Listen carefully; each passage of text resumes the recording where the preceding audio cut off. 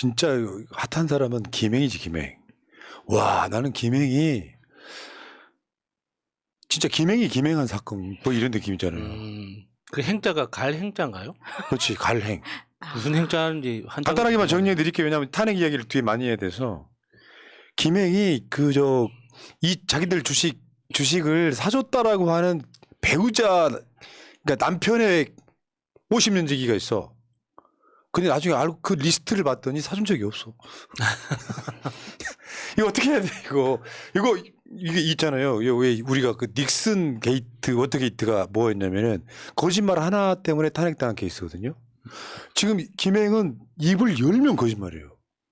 그러니까 근데 이게 너무 뻔한 거짓말을 아무렇지도 않게 하는 것 자체가 좀 놀랍다는 생각도 들더라고요. 얼마나 국민과 언론을 우습게 보면 저런 식이겠어요. 그리고 저렇게 조언을 해줬겠죠. 지금 청문회 준비위원 출퇴근하면서 준비하는 과정에서 나오는 이야기들이잖아요. 근데 이렇게 밝혀지는데도 계속 거짓말을 한다는 거는 반성의 여지도 없고 그냥 계속 국민을 개돼지로 안다는 겁니다.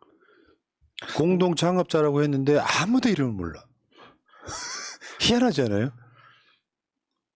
거기다가 지금 이제 김행 그 후보자 그 주식 관련해 가지고 굉장히 복잡한 그 이야기들이 많잖아요. 누가 사줬네, 누구를 특정해서 팔았네, 다시 되샀네, 막 이렇게 복잡한데 좀 큰 틀에서 보았을 때 정말 이상한 게 뭐냐면 김행이 태어나서 50년 동안 번 돈이 한 20몇억 되는데 50대 중반부터 지금까지 10년 동안 번 게 100억이 넘어요. 와.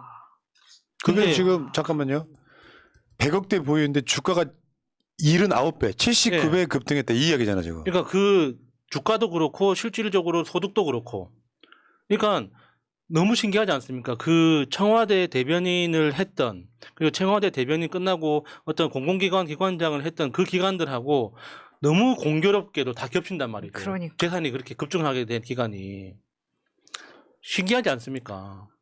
그러니까 지금 저 소셜뉴스 위키트리의 모기업이죠. 주가가 4년 사이에 1,877원에서 14만 8,226원이면 야 이건 주권적 수준 아니야? 아니, 그러니까 김행이 이 그 소셜뉴스의 지분을 다시 되사들인 이유가 그러니까 회사가 망할 것 같아가지고 주주들한테 피해를 최소화하기 위해서 자기가 책임진다는 차원에서 주식을 되샀다고 이야기를 했거든요. 에이. 근데 알고 보니까 주가가 79배나 뛰었어. 그러니까 저런 상황이니까 사실은 백지 신탁을 못했던 거라고 봐야지. 그렇게 뛸 수밖에 없어서 저거 갖고 있으면 부자가 되잖아요. 그러니까 백지 신탁이라는 건 내 주식을 사는 사람이 누군지 모른다는 전제가 깔려 있는 거잖아요. 근데 내가 특정해가지고 내가 아는 사람한테 이거를 팔겠다 하는 거는 글자 그대로 통정매매라고 볼 수 있는 주식 거예요. 파킹 범죄라니까. 예. 야 저거는 야 그러니까 말하자면 저 주식 백지 신탁 무력화도 무력화지만 범죄 행위. 그러니까 저 소셜뉴스의 지분 가치가 79배나 뛸 수 있었던 그 또 이면에는 김행 후보자가 그 청와대 대변인을 하면서 그리고 대변인을 그만둔 이후에 그러니까 위키트리라는 그 뉴스 사이트가 수주하는 정부 광고가 10배, 20배 뛰었다고 하잖아요. 그러니까 정부 광고의 그 금액 자체는 그 돈으로 따졌을 때 2억이 조금 안 되는 큰 돈은 아닌데 그게 왜 중요하냐. 정부 광고를 수주했다는 것 자체는 대기업 광고도 받을 수 있는 준비가 됐다는 뜻이거든요. 그렇지. 그러니까 실제로 위키트리의 매출액에 엄청나게 큰 영향을 주는 거예요. 근데 그게 또 공교롭게도 김행 후보자가 청와대 대변인을 하는 그 기간에 위키트리의 정부 광고 금액이 늘어났다는 거죠. 그러니까 그게 저 소셜뉴스라는 그 지주회사의 그 가치가 저렇게 뛸 수 있었던 그 배경에는 김행의 그런 공적인 활동이 있었다고 보는 게 맞죠. 그러면 여가부 장관이 혹시나 임명이 된다면 똑같은 짓 또 할 거 아니에요. 그런 느낌이 있잖아. 정부 광고 막 수주하고 더군다나 이 김행 같은 경우는 지금 아마 우리나라 소위 말하면 보수 세력들의 모든 민낯이 보여지는 측면이 있어요. 권력이 얼쩡거려갖고 예. 내가 어떤 정무직 공무원이 되고 내가 그거 얻는 것들 있잖아요. 그 실제로 자기가 기자일 때는 여자는 예쁘면 다야 뭐 예뻐야 돼 뭐 이런 식으로 정말 그 철학이나 수준이란 건 찾아볼 수 없는 사람이 나름대로 이렇게 셀럽이 돼가지고 방송에 나오거나 사실 그런 걸로 이렇게 임명하는 당하는 경우가 많잖아요. 까보면 그냥 다 범죄자들이에요. 그래서 수사 받아야 된다는 얘기가 나오는 거고요. 그렇죠. 지금 양성평등원장 시절에 김행이 창업한 위키트리가 대다수 양평원 기사는 김행 양성평등원장 시절에 나온 거더라.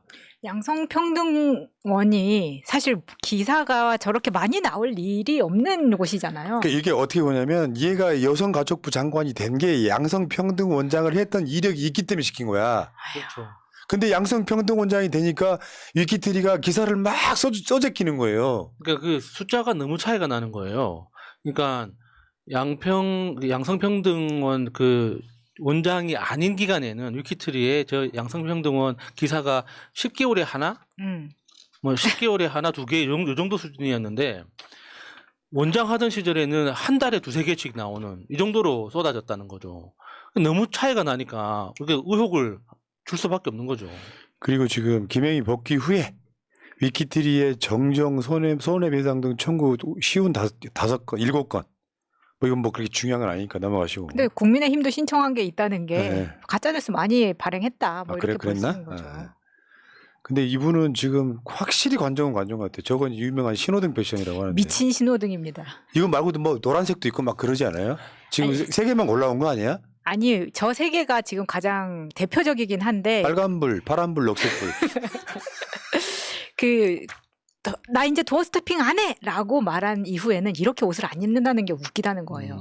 진짜 관종이네. 이게 지금 청문회를 준비하기 위해서 이제 장관 지명자들한테 제공이 되잖아요. 준비할 수 있는 위원회를 만들어주잖아요. 그러면 거기 앞에 기자들이 올 걸 알고 옷을 이렇게 입는데 누가 옷을 이런 식으로까지 깔을 맞춰가지고 입고 다니면서 합니까? 이거는 노린 거예요. 이거 심각한 관종이라고 볼 수 있는 거죠.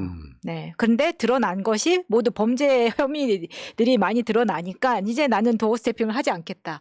본인에게 마이크를 주는데도 해명하지 않겠다. 이게 뭡니까? 그러니까요. 청문회 때 재밌는 그림을 뭐 보여주겠다 이런 의지 아닐까요?